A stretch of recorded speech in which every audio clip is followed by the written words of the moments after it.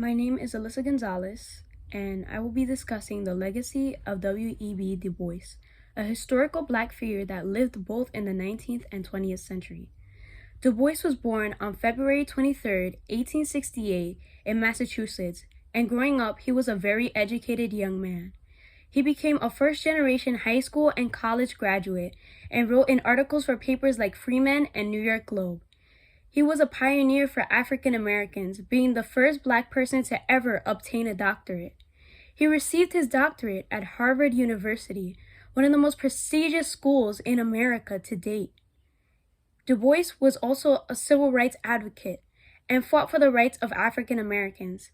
In fact, he was one of the main founders of the NAACP, which stands for the National Association for the Advancement of Colored People, and edited its newspaper, Crisis, for 24 years.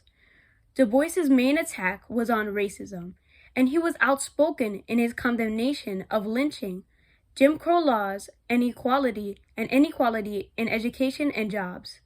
One of his most famous pieces of literature, The Souls of Black Folk, uncovers the raw experience of blacks in America.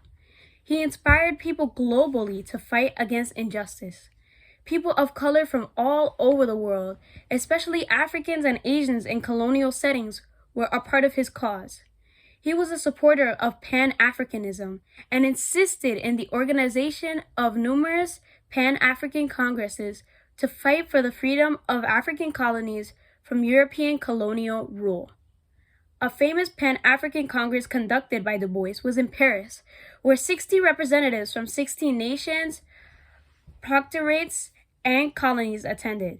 Du Bois would be laid to rest in Ghana, where he passed away at 95 years old on August 27, 1963.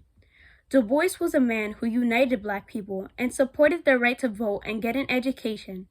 At times when African people were being silenced, Du Bois knew that books and literature could not be silenced.